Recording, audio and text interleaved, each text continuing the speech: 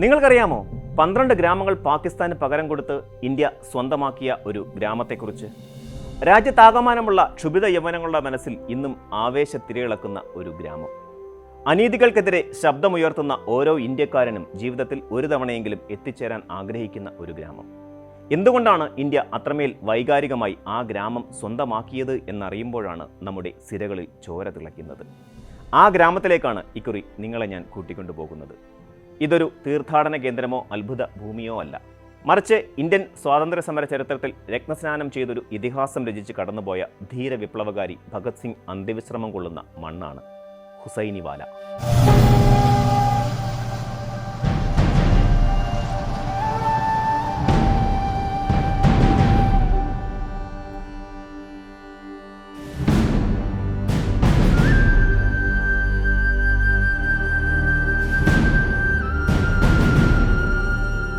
സത്ലജ് നദിയുടെ പടിഞ്ഞാറൻ കരയിൽ ഫിറോസ്പൂർ ലാഹോർ ഹൈവേയുടെ സമീപത്തായി 7.5 ഹെക്ടറോളം പരന്നു കിടക്കുന്ന ഒരു ഗ്രാമമാണ് ഹുസൈനിവാല. ജില്ലാ ആസ്ഥാനമായ ഫിറോസ്പൂരിൽ നിന്ന് 10 കിലോമീറ്റർ വടക്ക് പടിഞ്ഞാറായാണ് ഈ ഗ്രാമം സ്ഥിതി ചെയ്യുന്നത്. അമൃത്സറിൽ നിന്ന് 100 കിലോമീറ്റർ സഞ്ചരിച്ചാൽ ഇവിടെ എത്താം. ഫിറോസ്പൂരിൽ നിന്ന് ഹുസൈനിവാലയിലേക്കുള്ള യാത്രയിൽ റോഡിന് സമാന്തരമായി റെയിൽപാളം കാണാം. സത്ലജ് നദിക്ക് കുറുകെയുള്ള പാലത്തിന് തൊട്ടുമുമ്പ് പാളം അവസാനിക്കുന്നു. നോർത്തേൺ റെയിൽവേ ഇവിടെ അവസാനിക്കുന്നു എന്ന ബോർഡും നമുക്ക് അവിടെ കാണാം. സൂഫി വര്യനായ ബാബ ഗുലാം ഹുസൈനിവാലയിൽ നിന്നാണ് ഈ ഗ്രാമത്തിന് ഹുസൈനിവാല എന്ന പേര് ലഭിച്ചത്. ബാബ ഗുലാം ഹുസൈനിവാലയുടെ ഖബറിടം ഇപ്പോഴും ഇന്ത്യൻ സൈനിക ക്യാമ്പിനുള്ളിലായിട്ട് ഉണ്ട്. ഇന്ത്യയെ സംബന്ധിച്ച് കാർഷിക, രാഷ്ട്രീയ, സൈനിക പ്രാധാന്യമുള്ള പ്രദേശമാണ് ഹുസൈനിവാല. വരണ്ട ജില്ലയായ ഗംഗാനഗർ, കരൺപൂർ എന്നിവിടങ്ങളിലേക്കുള്ള ജലസേചനം നടത്തുന്ന ഗ്യാങ് കനാൽ സംവിധാനം ഇവിടെയാണ് എന്നതാണ് ഈ ഗ്രാമത്തിൻ്റെ കാർഷിക പ്രാധാന്യം. പാകിസ്ഥാനുമായി അതിർത്തി പങ്കിടുന്ന റോഡ്, റെയിൽ ഗതാഗതമുള്ള അതിർത്തി ഗ്രാമം എന്നതാണ് സൈനികമായി ഈ ഗ്രാമത്തെ പ്രധാനപ്പെട്ടതാക്കുന്നത്. രാഷ്ട്രീയമായി നാം നേരത്തെ സൂചിപ്പിച്ചതുപോലെ ഭഗത് സിംഗ് ഉറങ്ങുന്ന മണ്ണ്.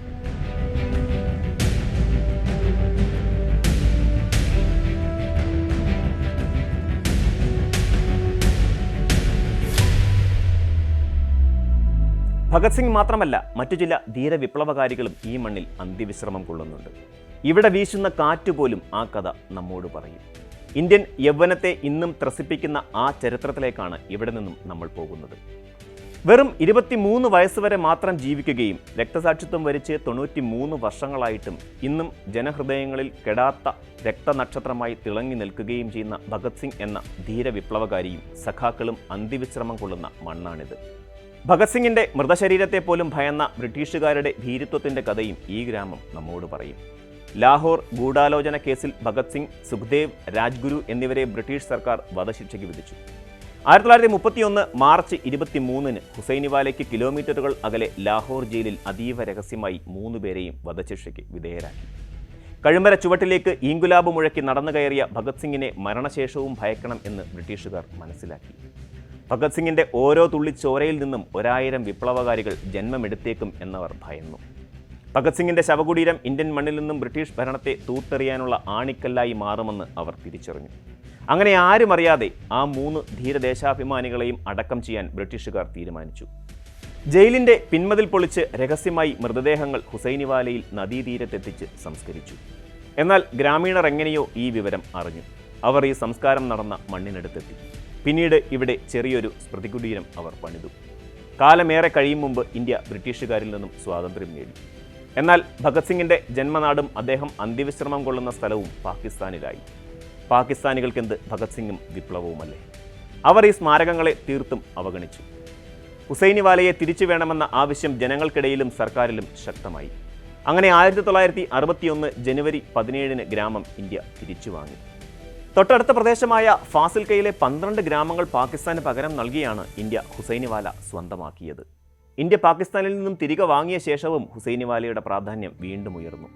സെൻട്രൽ ലെജിസ്ലേറ്റീവ് അസംബ്ലി കെട്ടിടത്തിന് ബോംബെറിയുമ്പോൾ ഭഗത് സിംഗിനൊപ്പമുണ്ടായിരുന്ന വിപ്ലവകാരിയായ BK ദത്തിൻ്റെ അന്ത്യാഭിലാഷ പ്രകാരം 4 വർഷങ്ങൾക്ക് ശേഷം അദ്ദേഹത്തിനും ഈ മണ്ണിൽ അന്ത്യവിശ്രമത്തിന് ഇടമൊരുക്കി.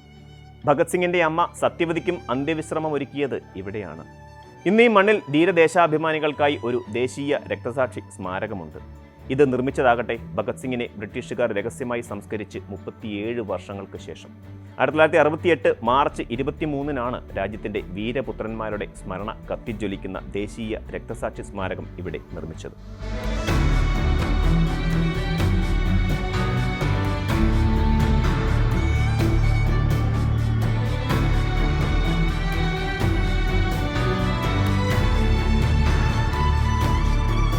പ്രേരണാസ്ഥൽ എന്നാണ് ഈ സ്മൃതികുടീരം ഇപ്പോൾ അറിയപ്പെടുന്നത്. ഇവിടെ ഇന്ത്യ പാക് അതിർത്തി കവാടവുമുണ്ട്. വാഗ അതിർത്തിയിൽ നടക്കുന്നതിന് സമാനമായ ബീറ്റിംഗ് റിട്രീറ്റ് ചടങ്ങ് 1970 മുതൽ ഇവിടെയും നടക്കാറുണ്ട്.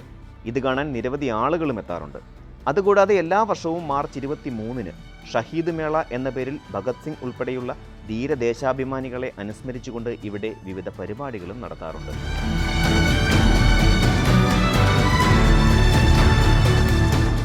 1965-ലും 71-ലും ഇന്ത്യ പാക് യുദ്ധത്തിൻ്റെ ഒരു പ്രധാനപ്പെട്ട യുദ്ധമുഖമായിരുന്നു ഹുസൈനിവാല.